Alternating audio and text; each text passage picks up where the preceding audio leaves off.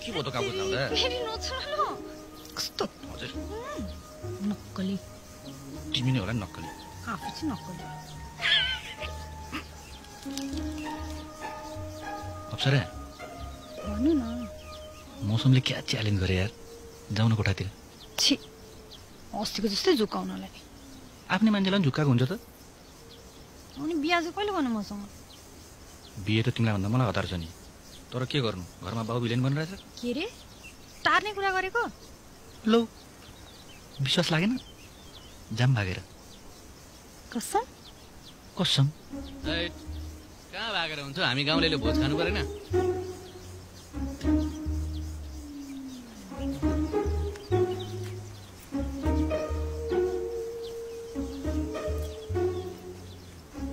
साले दुखी आत्मा हाम्रो पछि पछि के पाठ सुन्दै हिँड्छस् सुन्नुपर्छ गाउँ पुरै गनाइसक्यो थाहा छ मलाई यो गन्ध सर्ने हो पिते अलिकति इज्जत गर्दै खायो तर स्वास्नी आछ घरमा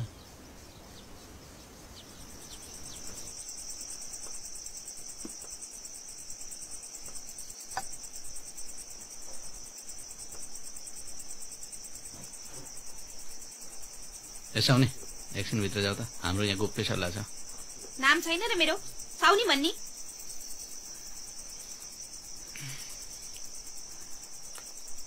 सुश्री रमिता धितालज्यू एकछिनभित्र गइबस्छु त हाम्रो गोप्य सल्लाह छ त्यस्तो गोप्य कुरा आफ्नै घरमा गएर गर्ने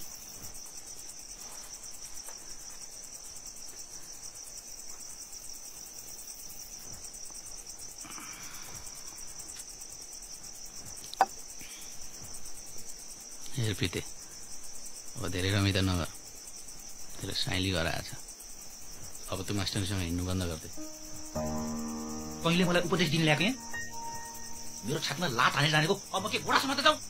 त्यो बाबा गोडा नसमाते पनि आफ्नै बुढी हो घर सल्लाह गर्दैमा के बिग्रिन्छ होइन बिग्रिन अब के बाँकी छ त्यसले मलाई हेपिकियो त हेर्दै जा तिम्रो सबैजनाको अगाडि म अप्सरासँग बिहे गरेर देखाउँछु